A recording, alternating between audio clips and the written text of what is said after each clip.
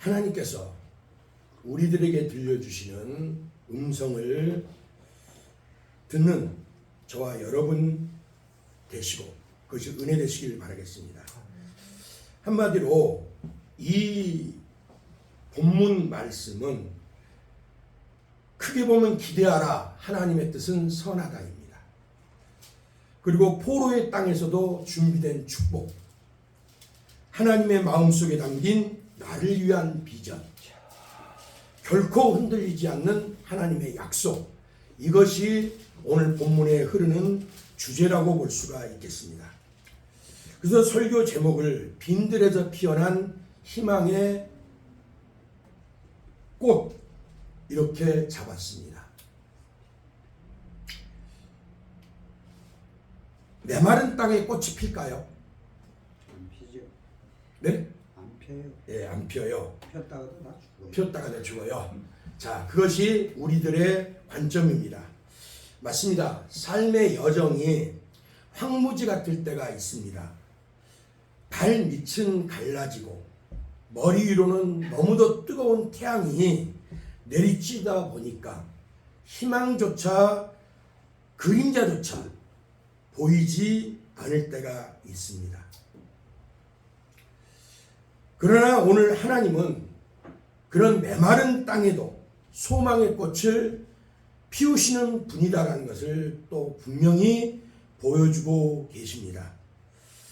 신명기 32장 1절부터 2절을 보면 쭉 얘기를 하다가 2절에 가서 어떤 말씀을 주시느냐, 내 교훈은 비처럼 내리고 내 말은 이슬처럼 맺히나니 연한 풀 위에 가는 비 같고 채소 위에 단비 같도다, 이렇게 말씀하세요. 하나님의 말씀이 비다라는 겁니다. 그리고 그것은 식물에게 생명을 주시는 것이다 라고 말씀을 하고 계십니다. 우리의 삶이라고 하는 황무지에 하나님은 언제나 계획이라는 하나님의 말씀의 비를 때를 따라 주심으로 말미암아 우리를 새 희망을 갖게 하고 새 소망을 갖게 하고 하나님의 은혜의 장으로 늘 초대해 드리시는 분이 바로 하나님이십니다. 자, 오늘 본문의 내용은 어떤 배경을 지금 갖고 있느냐?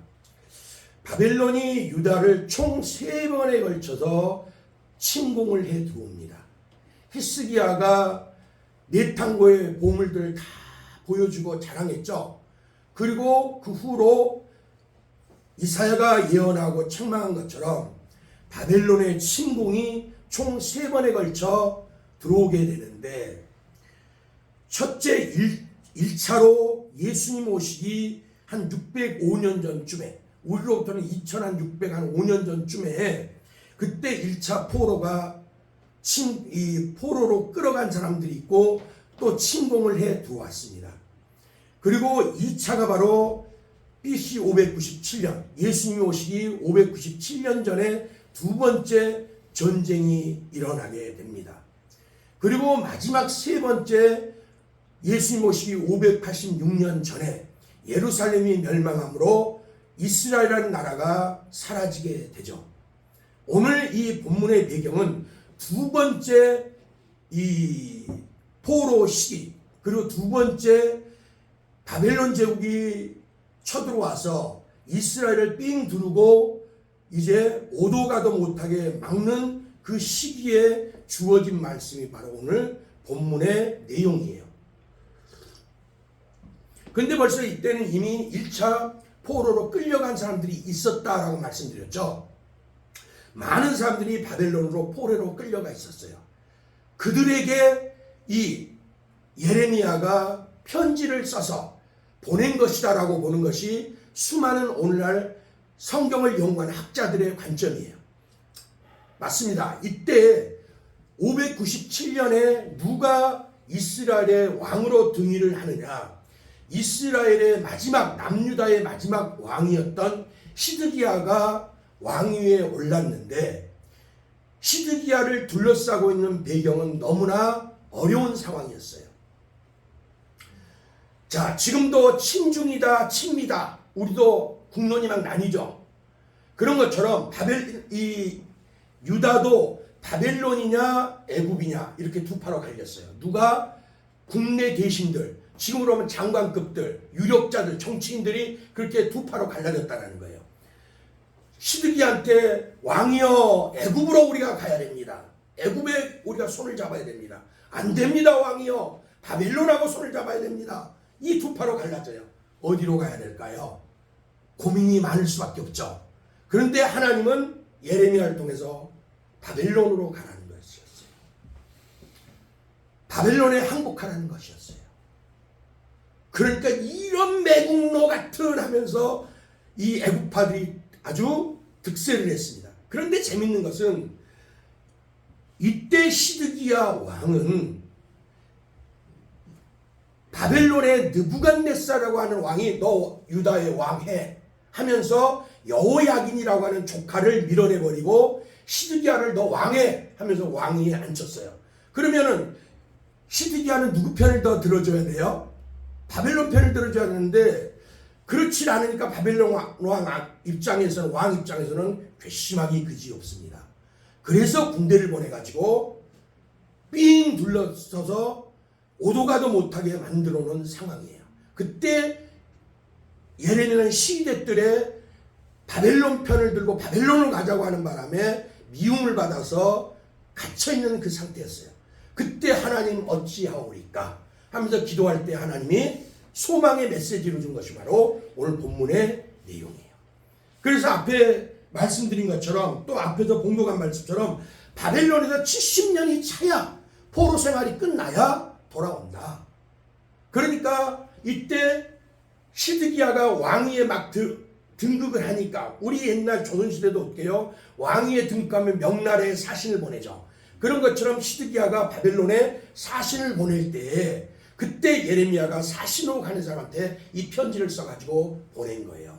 너희 70년이 차야 돌아오니까 땀만 먹지 말고 거기서 하나님 잘 섬기면서 거기서 아들, 딸을 시집 보내고 장가 보내고 해서 거기서 자리 잡고 살아라. 이 내용을 보냈던 거예요.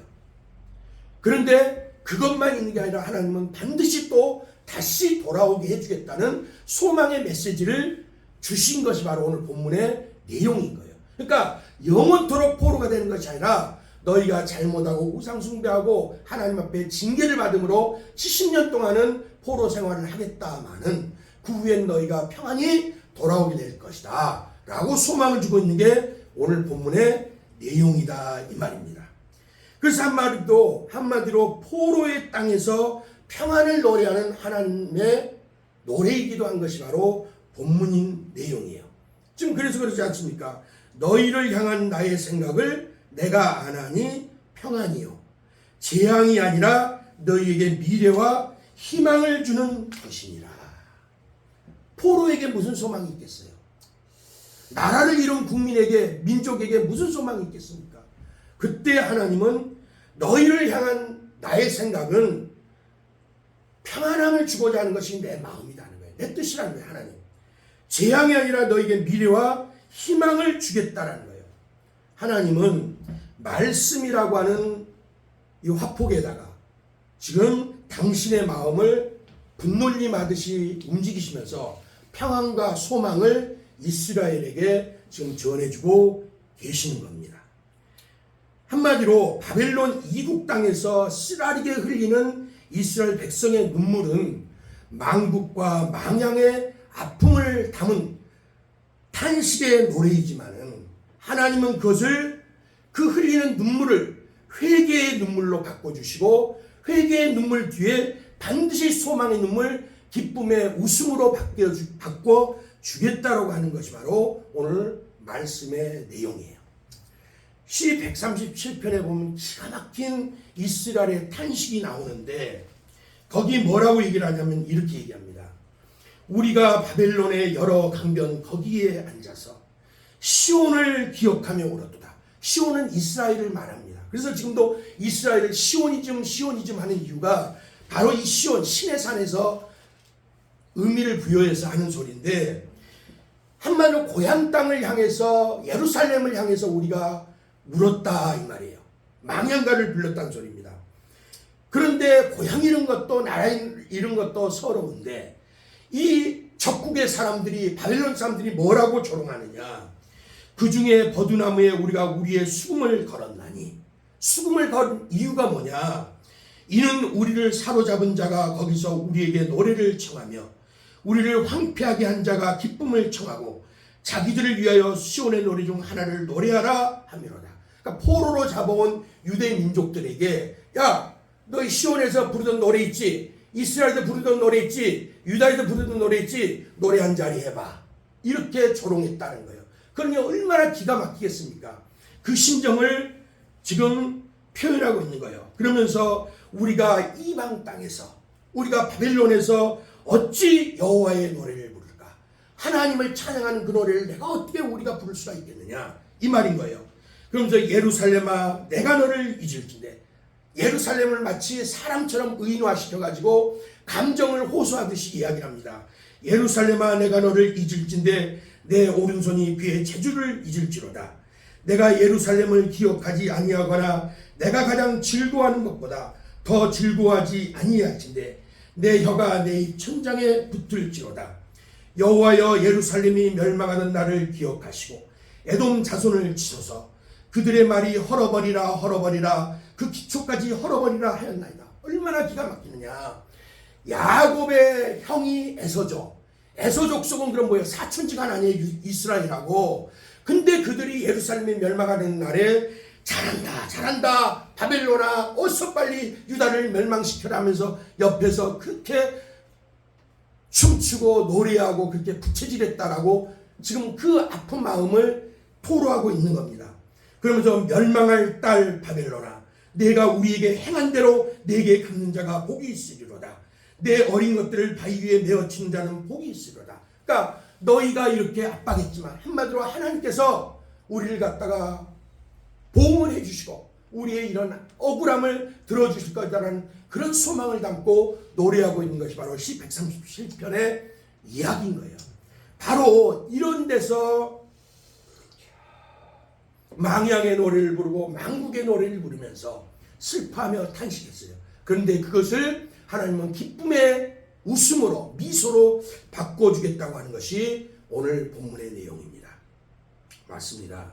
우리의 고달픈 삶에도 이스라엘처럼 이런 아픈 노래가 우리네 인생이라는 악보를 타고 흐를 때가 많이 있습니다. 그러나 그럼에도 불구하고 비록 눈에 보이지 않을지라도 우리를 향해 미래와 소망을 주시려 하시는 하나님의 열심에는 결코 브레이크가 걸리지 않습니다. 그 옛날 이스라엘만 바벨론으로 끌려간 게 아니에요. 사람들은 바벨론 포로 유수, 바벨론으로만 이스라엘이 끌려갔다라고 생각을 하는데 우리의 영광의 하나님, 그 좋으신 하나님은 이스라엘이 바벨론에 포로되어 끌려갈 때 그들을 외면하고 내버려두지 않고 하나님도 친히 바벨론으로 같이 내려가셨습니다. 그리고 그곳에서 쓰리고 아픈 눈물을 흘리는 그들을 가슴에 품고 너른 그 품 안에 품고 하나님께서 이스라엘을 함께 해주셨다라고 얘기를 해요. 하나님은 언제나 별명이 있어요. 임마누엘의 하나님입니다. 임마누엘이 뭐예요? 우리와 함께 하시는 하나님이라는 거예요. 바벨론의 유대가 끌려갈 때, 유다 민족이 끌려갈 때 그들만 홀로 보낸 것이 아니라 부모의 입장이 되어서 하나님께서 같이 내려가셨던 거예요. 바벨론까지. 그 이야기를 좀 해주고 있습니다. 그 옛날 그 하나님은 지금도 우리 하나님입니다. 유다의 하나님은 저와 여러분의 하나님이십니다. 하나님은 우리 인생이 어찌 보면 음표와도 같아요.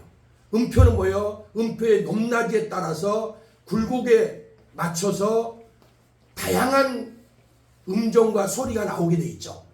바로 하나님께서는 그렇게 우리 인생의 음표를 그려가신 데 있어서 평안의 음표, 기쁨의 음표, 그리고 또 우리가 그로 인한 감사의 음표를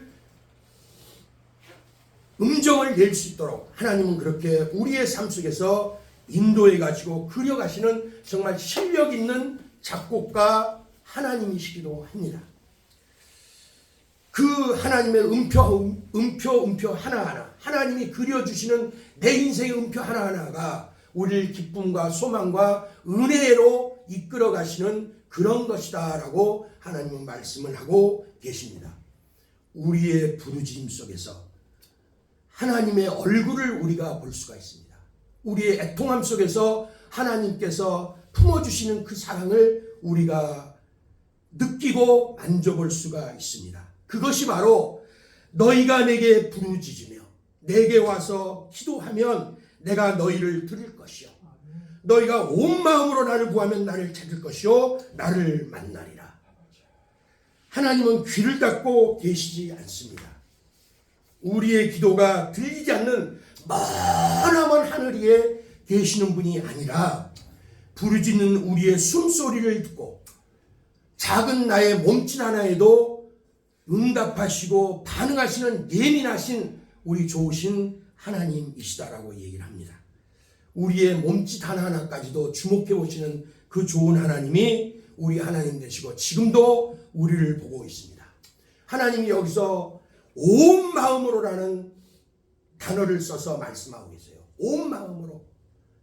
이 말씀은 마치 갈급한 사슴이 물터에 자기가 목마름을 해결하고자 찾아가는 그 물터에 맹수가 자기를 잡아먹으려고 매복하고 있음을 잘 알아요.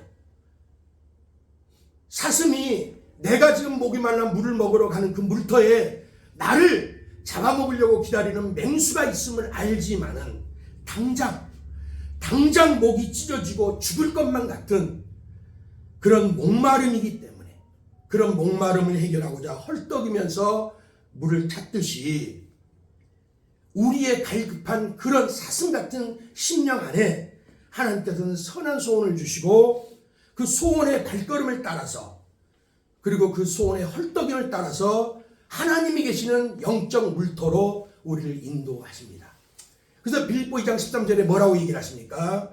너희 안에서 행하시는 이는 하나님이시니 자기의 기쁘신 뜻을 위하여 너희 안에 소원을 두고 행하게 하려 하시나니 이렇게 얘기를 해요. 기도는 영혼의 등불을 켜는 일입니다. 어둠 속에서도 기도의 불빛이 켜지면 하나님의 얼굴을 볼 수가 있습니다. 하나님의 얼굴이 드러납니다. 하나님의 얼굴을 봤을 때 하나님의 음성은 어떻게 우리에게 들려옵니까? 나는 너희들을 만날 것이며 너희를 포로된 중에서 다시 돌아오게 하되 바벨론은 이스라엘 백성의 몸과 마음을 다 훔쳐갔고 하나님으로부터 끌어내려서 가지고 갔지만 하나님은 이미 이스라엘을 해방시킬 마음과 계획을 갖고 계셨습니다. 하나님은 결코 우리를 황폐한 땅, 바벨론 같은 땅에 그런 환경에 내버려두고 즐기고 계시는 분이 절대로 아닙니다. 하나님은 회복의 바람을 불러일으켜 주십니다. 그게 에스겔 골짜기에 뼈만 남은 이스라엘의 모습을 보여주면서 인자야 저 뼈들이 살겠느냐 주 여호와께서 살려주시면 저 뼈들이 살겠나이다. 뼈와 같이 수분조차 말라버리고 소망이 없어진 자들이 바로 이스라엘이고 유대인 민족들이었습니다. 그런데 그들에게 하나님이 하시면 할 수가 있다라는 거예요.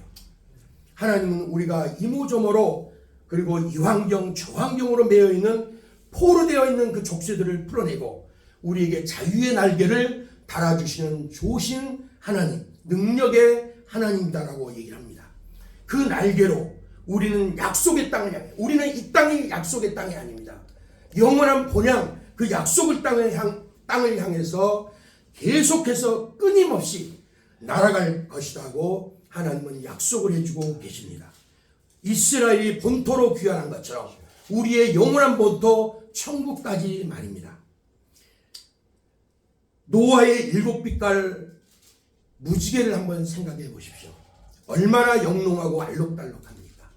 그러나 그 무지개에는 하나님의 언약이 서려 있습니다. 무지개가 활의 모습을 띠고 있다고 해요. 활은 어떨 때 쓰는 겁니까? 사냥할 때 쓰는 거고 전쟁할 때 쓰는 거예요. 하나님이 이제는 전쟁을 멈추고 심판을 멈추고 이제는 걸어두겠다는 거예요. 그리고 바꿔주시겠다는 겁니다. 뭘로? 언약의 무지개로. 어떤 내용으로? 다시는 내가 너희를 심판하지 아니하겠다. 이 소망의 무지개로 하나님은 우리에게 주시겠다는 거예요. 그 소망의 무지개를 처음 봤던 사람이 바로 누구입니까? 노아입니다. 방주에서 내려서 첫 발을 내디딘 노아와 그 식구들에게 펼쳐진 그 세상은 결코 익숙했던 땅이 아니라 낯설고 낯설은 땅이었을 겁니다. 왜? 다 뒤집어지고 새로워지고 했던 땅이기 때문에 그런 겁니다. 그리고 다 죽고 텅 비어버린 어떤 분들은 그 당시 인구가 최고 적게는 1, 2억을 보는 사람도 있고 많은 분들은 한 5억까지도 보는 사람들이 있더라고요. 그런 건 다 차치하고라도 어쨌든 몇 천만이라도 있었다고 한다면 다 죽어버렸어요. 그들이. 텅 비어버린 빈들판 같은 환경이었을 겁니다. 그것을 마주했을 때 어떤 마음이 노아와 그 식구들에게 들었겠습니까? 절망이었을 수도 있을 것입니다. 그러나 하나님의 언약이 있기에 그들은 바라봤습니다. 어디를? 하늘을 바라봤습니다. 그때 찬란하게 떠있는 하나님의 언약의 무지개를 볼 수가 있었습니다. 하나님께서 정말 놀라운 색깔, 아름다운 색깔, 영롱한 색깔의 무지개를 두심으로 다시는 내가 너희를 심판하지 않겠다. 그리고 더 중요한 건 내가 너희와 함께 하겠다라는 그 언약이 깃들어 있는 그 무지개였어요. 그 무지개가 바로 우리 주 예수 그리스도입니다. 예표예요. 그러면 예수님이 우리의 영원한 무지개로, 언약의 무지개로 우리 삶 속에 늘 떠 계시는 거예요. 그렇기 때문에 우리는 두려워하지 않습니다. 내 인생의 무지개, 내 인생의 약속의 무지개인 그분은 우리 주님이 되시기 때문에 그래요. 우리가 비록 때로는 적막한 그런 또아리를 들고 내려앉은 텅 빈 빈터 같은 그런 삶 속에서, 그런 환경 속에서 세월에 부딪히고 떠밀리며 흘러간다고 해도 또 환난 때문에 이 칠이 벗겨진 철근이 얼마나 피폐해 보입니까? 그리고 얼마나 녹슬고 정말 빛깔 어두워 보입니까? 그러나 그럴지라도 하나님은 우리에게 예수라는 그 고운 색깔로 늘 입혀주시고 색칠을 다시 해서 하나님 옆에 새로운 사람으로 살게 만드시는 것이 바로 우리 좋으신 하나님이다라고 얘기를 하고 있습니다. 정리하겠습니다. 우리가 지금 어떤 어두운 골짜기를 걷고 있을지라도 하나님의 손길은 거기에 있습니다. 우리를 향한 하나님의 계획은 결코 취소되지 않습니다. 그리고 약속이라는, 희망이라는 그 씨앗을 심으시고 그리고 반드시 소망의 꽃망울을 터뜨려 주실 겁니다. 빼앗긴 빈들 같은 우리 인생의 빈터에도 소망의 꽃은 피어납니다.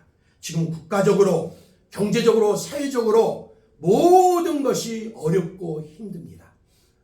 또 우리가 영적으로는 이방 땅 같은 바벨론 같은 이 세상에 살아가고 있습니다. 그러나 하나님은 분명히 얘기하십니다. 너희를 향한 생각은 미래와 희망이다. 부르짖으면 들으실 것이고 온 마음으로 구하면 나를 찾고 만나리라. 포로된 곳에서 고국으로 돌아오게 하리라. 이스라엘은 나라가 망함이 기회가 됐습니다. 어떤 면에서요? 회개하고 하나님을 다시금 붙들 수 있는 기회가 됐습니다. 우리의 국가적, 우리의 사회적, 우리의 나의 삶의 문제 이런 것들이 행여 어려움이 닥쳐 있습니까? 그렇다면 이것은 하나님을 만날 만한 때이고 하나님을 다시 한번 점검해 봐야 될 때이고 비록 내가 어렵게 느껴지는 그 서 있는 그 자리일지라도 그곳에 하나님은 결코 눈에 띄지 않는 것이 아니라는 거예요. 그곳은 반드시 하나님 눈에 감춰진 것이 아니라 하나님 눈에 지금도 발견되어지는 곳이기 때문에 우리는 잠잠히 기도하며 참으면 됩니다. 기도하며 바라보면 됩니다. 그 씨앗이 뿌리를 내리고 싹을 틔울 때까지 기다리면 이스라엘이 70년이 차고 돌아온 것 같이 우리도 돌아오는 날이 있다라는 겁니다. 자, 세상에 그런 말이 있습니다. 불의에 대한 정의의 열차는 여러 정거장을 통과하느라 비록 더딘 것 같아 보여도 반드시 심판의 역에 도착한다. 하나님의 공의는 절대로 취소되지 않습니다. 불의가 아무리 행행하는 것 같은 이 세상일지라도 우리는 하나님의 공의의 열차가 출발해 있음을 믿어야 되고, 또한 그것이 우리들에게는 소망의 열차, 소망의 내일이 될 것이란 걸 믿어야 됩니다. 하나님의 은혜는 지체되는 것 같아도 반드시 응답되고, 심판도 역시 더딘 것 같아도 반드시 실현됩니다. 이 말씀이 예레미야를 통해서 포로되었던 그들에게 소망으로 던져주었던 하나님의 메시지이오니 오늘 사는 저와 여러분에게도 은혜가 되실 줄 믿고 이 말씀으로 마치겠습니다. 기도하겠습니다.